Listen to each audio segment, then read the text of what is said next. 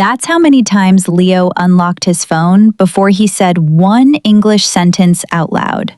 That's a lot of unlocks. I guess I was avoiding something. Tell them what happened, Leo. Well, I made a simple goal. Every morning, speak one English sentence. Something tiny. But I pick up my phone to check the time, and suddenly, I'm watching a pigeon chase a rubber duck across a park. A pigeon chase a rubber duck? Yes, and the video was 45 minutes long. I also watched a cooking tutorial for salted caramel brownies. And I don't even like caramel. So the phone became your enemy? A speaking, blocking gremlin. And I have 47 rubber ducks at home. They're my grammar buddies. I name them after English tenses. The one in the video looked exactly like past perfect Pete. You name your ducks after tenses? It helps me remember grammar. And this morning, after the phone disaster, I saw a pigeon outside. It stared at me like I was a failed student. I crossed the street to avoid it. You crossed the street because of a pigeon? Pigeons have a fluency detector. They know when you're stuck. So, yeah, it was a rough start. Hello, and welcome to the English Corner. I'm Tina, and I'm here to make English feel effortless. And I'm Leo, the guy with a duck collection and a pigeon problem. Today we're talking about training your brain to speak English, even when it feels impossible. If you ever freeze when you try to speak, or you understand but can't find the words, you're in the right place. That's me every day. But we'll figure it out together. Let's start with Leo's story and see where the tiny train went off the tracks. So, Leo, set the scene. You woke up and you had a plan. What was the plan? The plan was simple. Before I do anything, say one English sentence. Something like, I am awake, or today is new. Then I could start my day. And what happened? My hand reached for the phone, just to check the time. But there was a notification from a video. Pigeon chases rubber duck across park. I thought, that's weird. I'll watch 10 seconds. Next thing, 10 minutes passed, and the duck had escaped the pigeon twice. Then another video played automatically. How to make salted caramel brownies. I don't bake, but the music was relaxing. Then back to the pigeon, because the duck started quacking and the pigeon looked confused. I was laughing, but part of me felt terrible. I looked at the clock, 45 minutes gone. And your sentence? Never said it. Not even hello to my own room.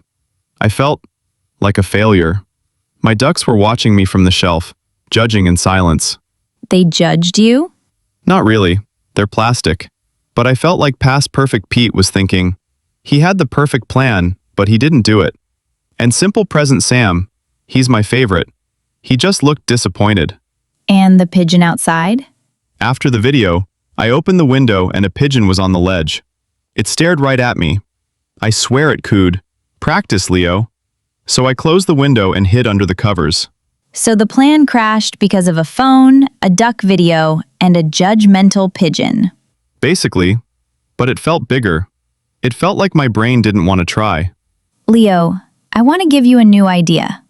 Fluency isn't a big yes. It's 1,000 tiny me toos. Me too? Like, someone says, I love pizza, and you say, me too? Exactly.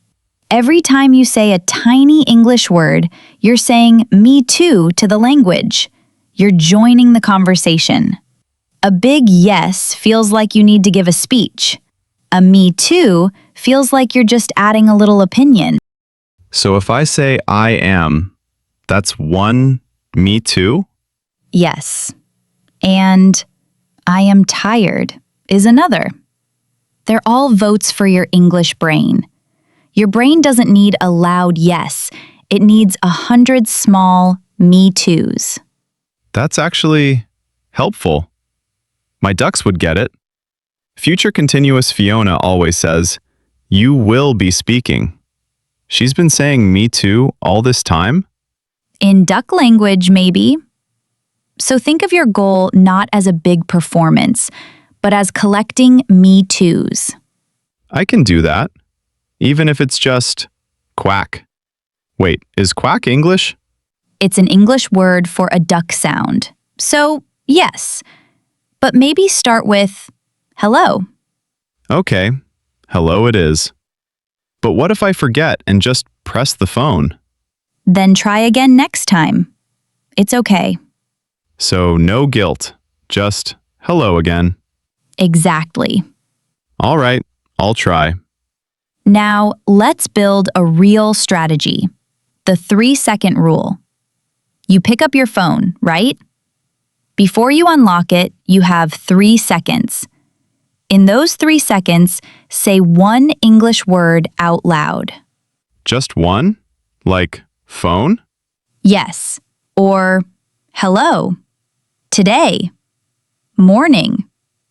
The word doesn't matter, the spark matters. After a few days, make it 2 words. I am, it's sunny, my phone. Then, after a week, try 3 words. I am here, today is good. So I'm sneaking English into my phone habit? Exactly. Your brain already expects you to pick up the phone. Attach English to that trigger. Soon, your brain will link the phone with a tiny English spark. But what if I'm half asleep and I forget? Then the next time you pick up your phone, you do it. It's not a test, it's a tiny nudge. Okay, I'll try it tomorrow. Phone. Wait, will my phone hear me and start listening? No, your phone doesn't speak duck or pigeon. It's safe. Good, because I don't want my phone to judge me like the pigeons. But Tina, what if I'm really tired? Or I'm in a bad mood and I don't want to say anything? What if I just can't? Then say 3 words. I am tired. That's still a spark. A thread is stronger than a broken one. Even if the thread is thin that day, it's still there. So even on awful days, I can whisper 3 words to my pillow? Yes, your brain records that effort. It says, we still tried. Good job, team. But what if the words feel wrong? Like my accent is terrible and I sound like a robot? That's feedback, not failure. If you sound like a robot, it means your mouth is learning new movements. Your mouth has muscles. They need exercise. Think of it like a workout for your English muscles. Like tongue twisters? Maybe later. Start with simple sounds. T or Just one sound a day is a spark. So my mouth goes to the mini gym. A little, but you don't need a membership. Just a few words a day. All right, I'll try not to let my inner pigeon criticize me. Let's dig into that phone spiral. You said you watched a pigeon chase a duck for 45 minutes. In that moment, what was going through your mind? Did you think about speaking? No, I completely forgot about English. The video was so silly, it was easy. No pressure. Speaking feels like a performance, and I'm afraid of making mistakes. The video was like a safe bubble. So your brain chose the easy path. It wasn't lazy, it was protecting you from the discomfort of speaking. It thought, speaking equals risk. Video equals safety. So how do we make speaking feel safe? By making it tiny? Like one word? Yes.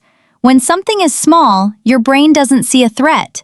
It's like, oh, we can handle phone. That's not a speech. The key is to make the first step so small, your brain doesn't resist. So I need to trick my brain into thinking speaking is as harmless as watching a duck video. Exactly. And the more you do it, the more your brain learns that speaking isn't dangerous. Even if you make a mistake, you survive. Nothing bad happens. Except maybe a pigeon laughing at me. Pigeons don't laugh, they coo. And cooing might be pigeon for keep going. I'll pretend that's what they're saying. Leo, I want you to remember something. That one sentence you whisper to yourself when no one's listening, it's already the bravest English in the world. Really? Even if it's just, I am tired to a rubber duck? Especially then. Because in that moment, you're not performing for anyone. You're just trying. That's bravery. Not the perfect accent, not the complex grammar, just the trying. That makes me feel less silly. Simple present Sam, my duck, he's heard a lot of those whispers. I guess he's proud. He definitely is. Every whisper is a spark of courage. A spark of courage.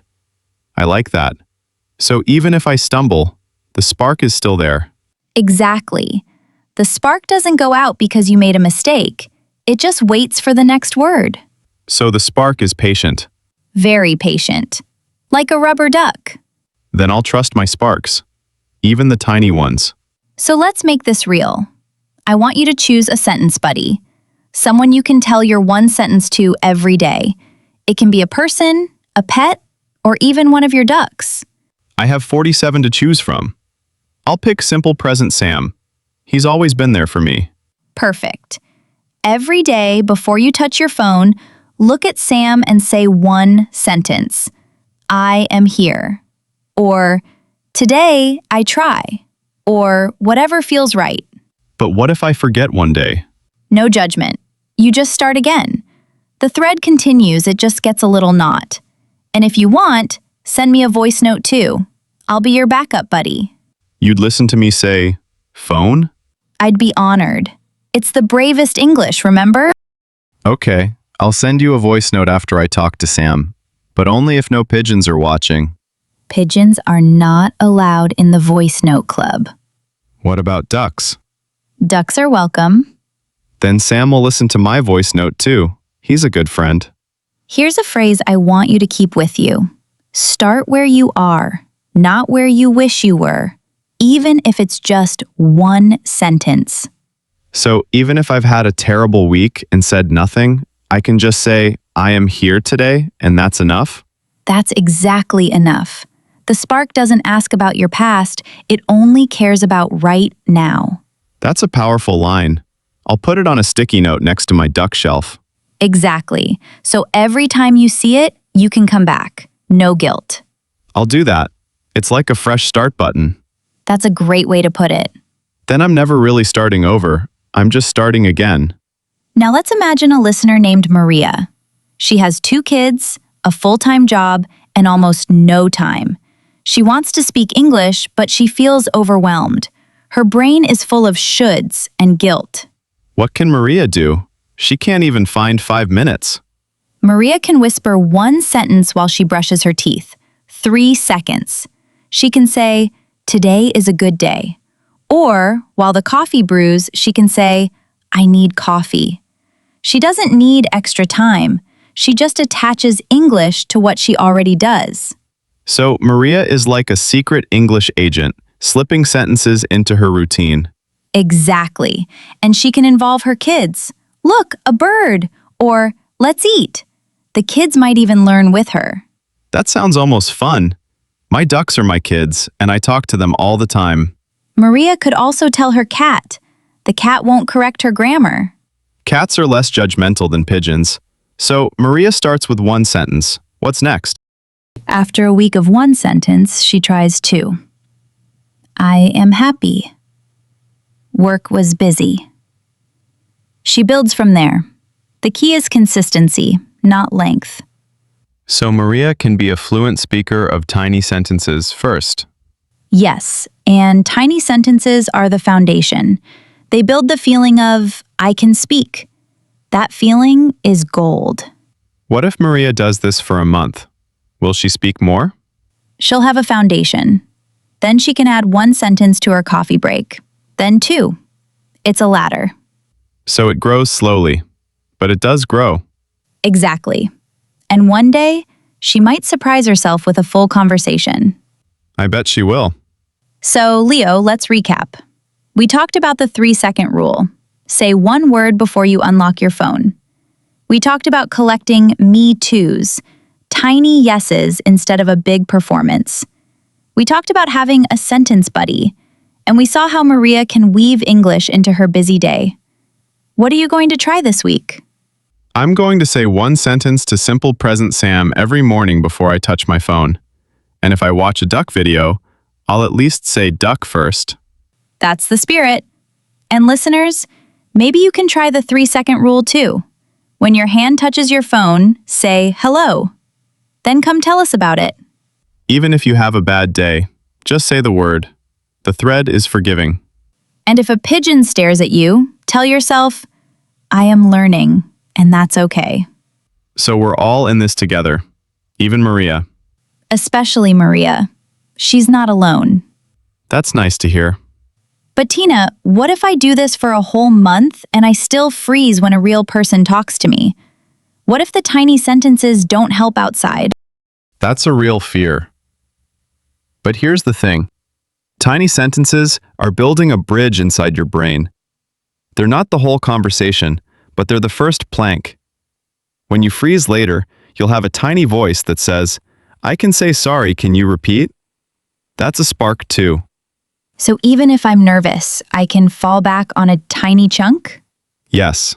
Chunks like, I'm trying to, or I need help, are your safety net.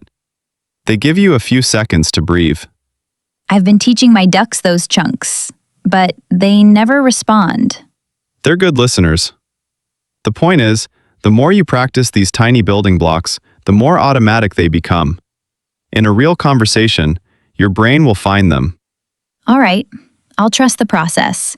And if I mess up, I'll just say, me too, and move on. Exactly. So keep the 3-second rule, keep your buddy, and be patient. You're training a brain, not a machine. But what if I hit a plateau? What if I stop improving? Plateaus are normal.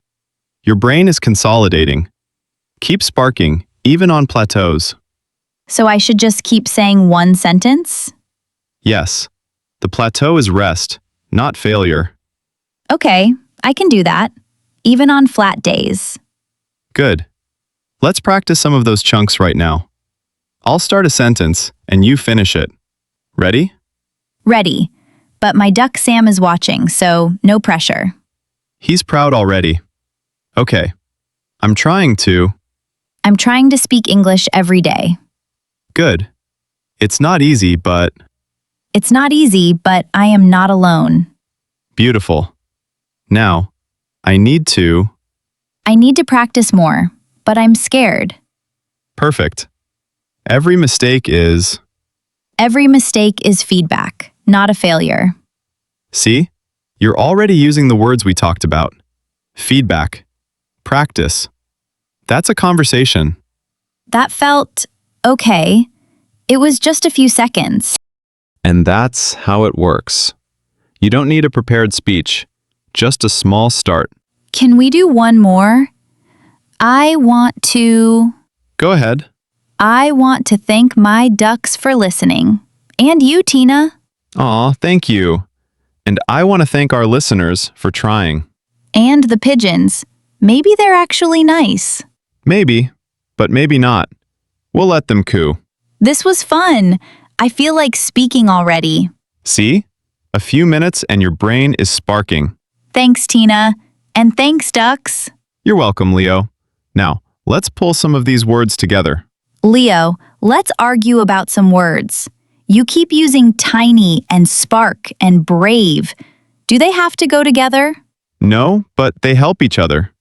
A spark is something small that lights a fire. Tiny means very small. So a tiny spark makes sense. And brave? You said my whisper was brave. Is brave connected to tiny? I think brave is doing something when you're scared. And sometimes the smallest actions are the bravest, like saying one word when you want to hide. So a whisper is brave, and a whisper is tiny. And if you whisper a sentence, that's a brave spark. And if you do it every day, that's a kind of accountability to yourself.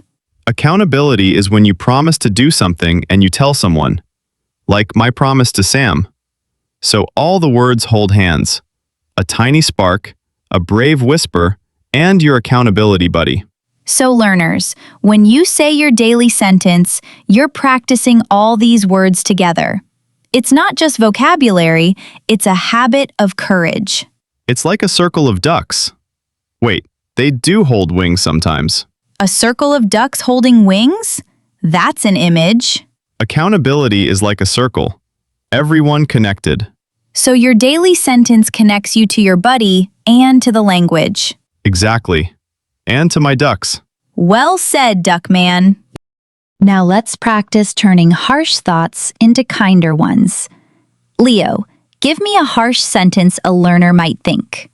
I sound stupid when I speak. Kind version. I'm learning, and every sound teaches my brain. I'll never be fluent. Fluency isn't a finish line. It's a path of many small steps. Other people speak better than me. I'm on my own journey, and today I can say one sentence. I'm too old to learn. My brain can learn at any age. Each new word is a gift I give myself. These are so much softer. I feel calmer already. Try saying them to yourself when you hear that harsh voice. You deserve kindness. So, dear listeners, what's the tiniest English sentence you've said out loud today? Tell us in the comments. It could be, I am here, or hello, coffee. We'd love to hear your sparks. And if you have a sentence buddy, tag them. He's on the shelf next to me. Remember, start where you are, not where you wish you were, even if it's just one sentence. And if a pigeon stares at you, just say me too and keep going. Thanks for spending time with us at the English Corner. I'm Tina. And I'm Leo, with my 47 ducks and 0 pigeon friends. Keep sparking, and we'll see you next time. Bye, everyone. Say something tiny today. We believe in you. One sentence is all it takes. And if you see a pigeon, just smile and say hello. Keep sparking, friends.